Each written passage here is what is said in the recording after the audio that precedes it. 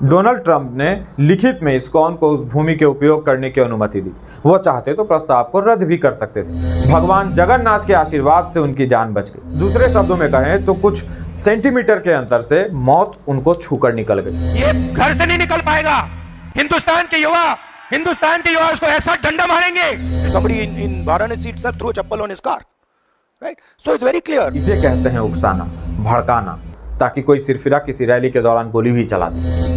आज के परिप्रेक्ष्य में देखें तो पीएम मोदी पर भी कई जानलेवा हमले हो चुके हैं। जो मोदी विरोधी मोदी के मृत्यु की कामना करते रहते हैं, हाय हाय मोदी मर जा तू के नारे लगाते हैं, क्या अवसर मिलने पर यह कार्य वो स्वयं नहीं कर सकेंगे या करने का प्रयास नहीं करेंगे?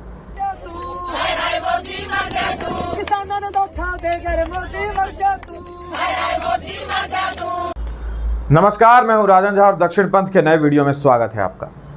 अमेरिका के पूर्व राष्ट्रपति और रिपब्लिकन पार्टी के उम्मीदवार डोनाल्ड ट्रंप के ऊपर एक रैली में जानलेवा हमला हुआ। ट्रंप पेंसिल्वेनिया में एक रैली को संबोधित कर रहे थे, तभी हमलावर ने उन पर कई राउंड गोलियां चलाई। गोली ट्रंप के कान को छूकर निकल गई। घटना भारतीय समय के अनुसार रविवार सुबह 4 बजे की है। तब अमेरिका में शनिवार के शाम करीब 6:30 बज रहे थे। इंटरनेट पर घटना के आए वीडियो में साफ देखा जा सकता है कि उनके एक कान से खून बह रहा है। वो इसे पकड़े हुए स्वयं को बचाने के लिए नीचे झुक जाते हैं। तब तक हमलावर कई राउंड गोलियां और फायर करता है। दूसरे शब्दों में कहें तो कुछ सेंटीमीटर के अंतर से मौत उनको छूकर निकल गई। अस्पताल में चेकअप के बाद अब उन्हें डिस्चार्ज कर दिया गया और वे पूरी तरह से सुरक्षित हैं। गोलीबारी में रैली में उपस्थित एक व्यक्ति की मौत भी हो गई। 2 अन्य लोग गंभीर रूप से घायल बताए जा रहे हैं। पेंसिल्वेनिया पुलिस ने बताया कि ट्रंप पर करीब 400 फीट दूर मौजूद इमारत की छत से फायरिंग की गई। उन पर 8 राउंड गोलियां चलाई गईं। पहले राउंड में 3 और दूसरे राउंड में 5 गोलियां चली। पुलिस ने कहा कि संदिग्ध शूटर मारा गया है। उसकी उम्र केवल 20 साल थी। अब तक हमले के उद्देश्य की जानकारी नहीं प्राप्त हुई है। इस तरह के हमलों का उद्देश्य टारगेट को खत्म करना ही होता है। एजेंसियों को यह पता लगाना है कि यह साजिश किसकी थी, उनकी जिनका हिंसा का लंबा इतिहास रहा है या किसी को ट्रंप से निजी दुश्मनी थी। ट्रंप दोबारा अमेरिका के राष्ट्रपति बन सकते हैं और इस हमले ने उनकी दावेदारी को और मजबूत कर दिया है। ऐसे में कहा जा सकता है कि अमेरिका के भावी राष्ट्रपति पर तकरीबन सफल जानलेवा हमला हो ही गया था। भगवान जगन्नाथ के आशीर्वाद से उनकी जान बच गई। ऑफ इंडिया पर छपे इस लेख में ऐसा ही लिखा है। इस लेख के अनुसार वर्ष 1976 में जब इस्कॉन अंतर्राष्ट्रीय कृष्ण भावनामृत संघ संस्था ने दुनिया के सबसे आधुनिक शहर न्यूयॉर्क में 3 भव्य रथों को लेकर भगवान जगन्नाथ की यात्रा निकालने का निर्णय लिया था। इस्कॉन के भक्तों को मैनहट्टन में कोई बड़ी जगह चाहिए थी जहां रथों का निर्माण हो सके और उन्हें यात्रा वाले मार्ग पर ले जाया जा सके।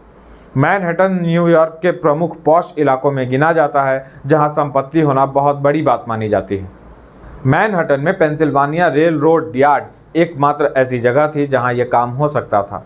इस्कॉन वालों ने जब इस स्थान के स्वामी से संपर्क किया तो पता चला कि ज़मीन बिक चुकी है और करार के तहत अब इसके नए मालिकों के ऊपर है कि वो इस ज़मीन को इस्तेमाल करने के लिए देते हैं या नहीं। इस ज़मीन के नए मालिक डोनाल्ड जे ट्रंप ही थे। उस समय ट्रंप केवल 30 वर्ष के थे। डोनाल्ड ट्रंप ने लिखित में इस्कॉन को उस भूमि के उपयोग करने की अनुमति दी। वो चाहते तो प्रस्ताव को रद्द भी कर सकते थे। वे ईसाई धर्म को मानने वाले हैं, लेकिन उन्होंने रथ यात्रा के लिए इस स्थान को उपयोग करने की अनुमति भी दी और बाद में प्रसाद भी ग्रहण किया था। उन्होंने ऐसा क्यों किया, किसी को नहीं पता। आज जब डोनाल्ड ट्रंप की हत्या का प्रयास हुआ और वो बाल बचे तो लोग इसे भगवान जगन्नाथ का आशीर्वाद बतला रहे हैं, क्योंकि ट्रंप उसी स्थान पर रैली को संबोधित कर रहे थे जिसके पास की भूमि इस्कॉन वालों को दी गई थी। ट्रंप पर जानलेवा हमले ने अमेरिका की सुरक्षा व्यवस्था की कलई खोल दी है। हमलावर का नाम थॉमस क्रूक्स बतलाया ये भी जा रहा है कि क्रूक्स रिपब्लिकन पार्टी से जुड़ा था, परंतु एक जानकारी यह भी सामने आई कि उसने 2021 में डेमोक्रेटिक पार्टी से जुड़े एक ग्रुप को चंदा भी दिया था। ऐसा नहीं है कि अमेरिका में यह इस तरह का पहला हमला था। इस संबंध में अमेरिका का इतिहास रक्तरंजित है। अमेरिकी राष्ट्रपतियों, निर्वाचित राष्ट्रपतियों और उम्मीदवारों के विरुद्ध पहले भी दर्जनों बार हमले हो चुके हैं। राष्ट्रपति के रूप में कार्यरत 45 व्यक्तियों में से 13 की हत्या कर दी गई या फिर उनकी हत्या का प्रयास किया गया। वहीं पूर्व राष्ट्रपति बराक ओबामा, ट्रंप और राष्ट्रपति बाइडेन पर भी हमले के प्रयास हो चुके हैं। अब कुछ उदाहरण देखिए। गेराल्ड आर फोर्ड 1975 में 2 बार इनके ऊपर हमला हुआ। रोनाल्ड डब्ल्यू रीगन 1981 में लगभग जानलेवा गोलीबारी हुई थी। बिल क्लिंटन 1994 में व्हाइट हाउस पर की गई थी इन पर गोलीबारी। जॉर्ज डब्ल्यू बुश जब 2005 में तिब्लिसी में एक कार्यक्रम के दौरान एक हमलावर ने उन पर और जॉर्जिया के राष्ट्रपति पर ग्रेनेड फेंका था, हालांकि वो ग्रेनेड फटा नहीं था। 4 अमेरिकी राष्ट्रपतियों अब्राहम लिंकन, जेम्स ए गारफील्ड, विलियम मैककिनले और जॉन एफ कैनेडी की हत्या कर दी गई थी। अमेरिका समेत दुनिया के कई देशों में राष्ट्र प्रमुखों की हत्या हो चुकी है। भारत में इंदिरा गांधी, राजीव गांधी की हत्या कर दी गई थी। वहीं लाल बहादुर शास्त्री की ताशकंद में संदिग्ध मौत हुई थी। आज के परिप्रेक्ष्य में देखें तो पीएम मोदी पर भी कई जानलेवा हमले हो चुके हैं। यही कारण है कि सोशल मीडिया पर मोदी समर्थक उन्हें सावधान रहने की हिदायत दे रहे हैं। पीएम मोदी को सावधान करने का दूसरा कारण है राहुल गांधी। राहुल गांधी सार्वजनिक सभाओं में पीएम मोदी पर हमले को लेकर युवाओं को उकसाते रहे हैं। आप देखना, ये जो नरेंद्र मोदी अभी भाषण दे रहा है, मैं आपको बता रहा हूं, 6 महीने बाद, 7-8 महीने बाद ये घर से नहीं निकल पाएगा। हिंदुस्तान के युवा इसको ऐसा डंडा मारेंगे, इसको समझा देंगे। पर पिछले दिनों किसी राहुल समर्थक ने चप्पल फेंक दिया। उसके बाद राहुल गांधी ने कहा था कि मोदी की कार पर चप्पल फेंकने वाला अब डर नहीं रहा, अर्थात चप्पल फेंकने वाला साहसी कार्य कर रहा है। Now what has happened is people are not scared of him. And you saw the other day, I think somebody in Varanasi itself threw a chappal on his car. Right? So it's very clear. The basic concept of Modi has been destroyed in this. आप समझ रहे हैं? इसे कहते हैं उकसाना, भड़काना, ताकि कोई सिरफिरा किसी रैली के दौरान गोली भी चला दे। कई मोर्चों पर यह कार्य चल रहा है, जैसे एक स्टेज में मोदी को गाली देना, दूसरे स्टेज में दलितों और अल्पसंख्यकों को उकसाते रहना। जहां भी मोदी विरोध की हल्की भी गुंजाइश हो, वहां घृणा को तीव्र कर देना। इसके लिए चाहे झूठ बोलना हो, झूठ बोलें, प्रपंच फैलाना हो, शाम दाम दंड भेद सब करके किसी तरह पीएम मोदी को कुर्सी से हटाकर वहां बैठ जाना है, क्योंकि इस पर उसका खानदानी अधिकार है। उसमें भी यदि इस तरह का कोई हमला अपने देश में हुआ तो वामी इस्लामी गैंग यह प्रचारित करने का प्रयास करेगा कि मोदी ने सहानुभूति के लिए स्वयं पर हमला करवा दिया। ये लोग कहेंगे कि ये तो चुनाव जीतने के लिए मोदी ने अपने पर हमला करवा दिया, और हम यह खेल देख चुके हैं। पुलवामा हमले पर सवाल उठाए गए। इस्लामिक कट्टरपंथियों ने पहले सवाल उठाया और वोट बैंक की लालच में कांग्रेस ने उनके सुर में सुर मिलाया, जो तुष्टीकरण के अनेक प्रकारों में से एक है। आरडीएक्स कहां से आया पूछा जाता है। कोई नहीं पूछता हजारों करोड़ के ड्रग्स कैसे आ जाते हैं। वो तो आदिल अहमद डार के बारे में पता लग गया था, अन्यथा उसे भी कोई संघी घोषित कर दिया गया होता। दिल्ली दंगों में पुलिस वाले पर रिवॉल्वर ताने शाहरुख को अनुराग मिश्रा बतला दिया गया था।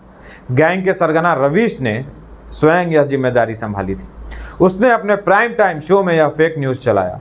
मीडिया एथिक्स पर बड़ी बड़ी बातें करने वाले इस एजेंडाबाज में शर्म बाकी होती तो गलती पर इस्तीफा देकर संन्यास ग्रहण कर लेता, लेकिन नहीं, ये बेलज्ज किस्म के प्राणी होते हैं। आपको याद होगा, पंजाब में कांग्रेस की सरकार थी, वहाँ पीएम मोदी की सुरक्षा में बड़ी चूक हो गई थी। किसानों के प्रदर्शन के नाम पर हत्या, बलात्कार, कौन सा कुकर्म नहीं हुआ। उन्हीं अमीर किसानों ने मोदी जी का रास्ता घेर लिया था ट्रैक्टर लगा करके। जो मोदी विरोधी मोदी के मृत्यु की कामना करते रहते हैं, हाय हाय मोदी मर जा तू के नारे लगाते हैं, क्या अवसर मिलने पर यह कार्य वो स्वयं नहीं कर सकेंगे या करने का प्रयास नहीं करेंगे?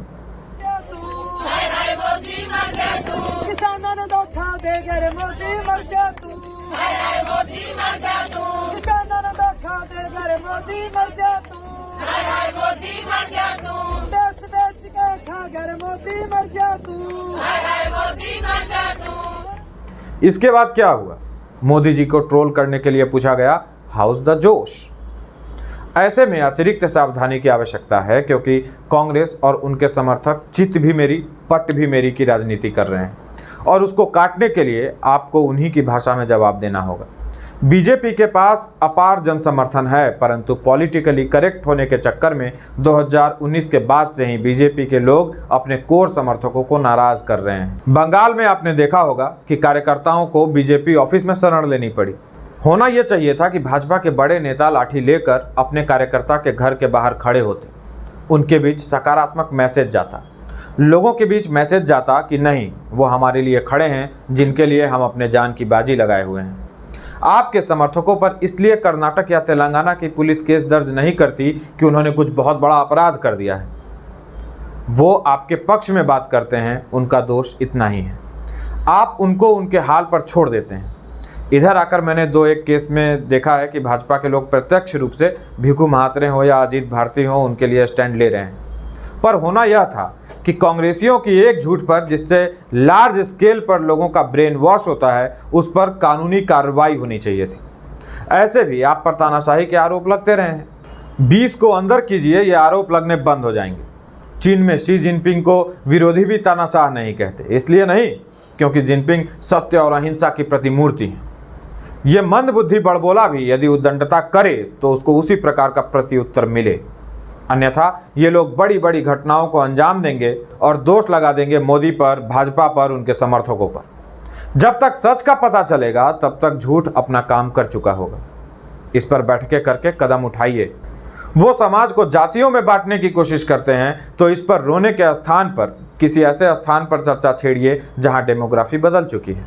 हिंदुओं को एक करना है तो उनको आने वाले खतरे का एहसास कराना होगा। राजनीति में आप हैं, करेगा कौन? यह केंद्र की राजनीति कर रहे हैं। कितने लोगों ने बंगाल, झारखंड, बिहार और उत्तराखंड में तेजी से बदल रही डेमोग्राफी पर चर्चा की? एक ने भी नहीं। कितने लोगों ने मीडिया में खुलकर कहा कि धर्म के नाम पर देश के विभाजन के बाद यहां किसी पर्सनल लॉ की आवश्यकता नहीं है? कितने लोग वक्फ बोर्ड खत्म करने की बात करते हैं? वक्फ के पास इतनी संपत्ति कहां से आ गई? आजाद भारत को टुकड़ों में विभाजित कर दिया तो अलग से वक्फ बोर्ड बनाने की जरूरत क्यों पड़ी? जमीयत उलमाए हिंद जैसे संगठन क्या काम कर रहे हैं? क्यों ये लोग आतंकियों और हिंदुओं का सर काटने वालों का समर्थन करते हैं, उनको मदद पहुंचाते हैं और उसके बाद भी सीना ठोक के वो संस्था आपके देश में रन कर रहा है, चल रहा है? इन विषयों पर कितने भाजपाइयों ने देश का ध्यान खींचा, लोगों का ध्यान खींचा? फिर कहते हैं चुनाव में सीटें नहीं आ रही हैं। होमवर्क कीजिए और जल्दी कीजिए। आपके समर्थक कम नहीं हुए, उनके समर्थक कीड़े मकोड़ों की तरह गुणोत्तर वृद्धि कर रहे हैं। राहुल गांधी कहता है हिंदू हिंसक है, तो आप कहिए कि राक्षसों के वध के लिए हिंसा करनी पड़ती है, लेकिन आपका पूरा तंत्र हिंदुओं को अहिंसक साबित करने में लग जाता है। आप अपनी पिच पर बैटिंग कीजिए ना, अपनों की नाराजगी को दूर कीजिए, खुलकर हिंदुओं के पक्ष में बातें कीजिए, निर्णय लीजिए। जन समर्थन आपके साथ है। जो पप्पू है उसको पप्पू बनाए रखिए, नायक बनने का अवसर मत दीजिए। आज के लिए इतना ही, जल्द ही मिलेंगे एक नए वीडियो में। नमस्कार।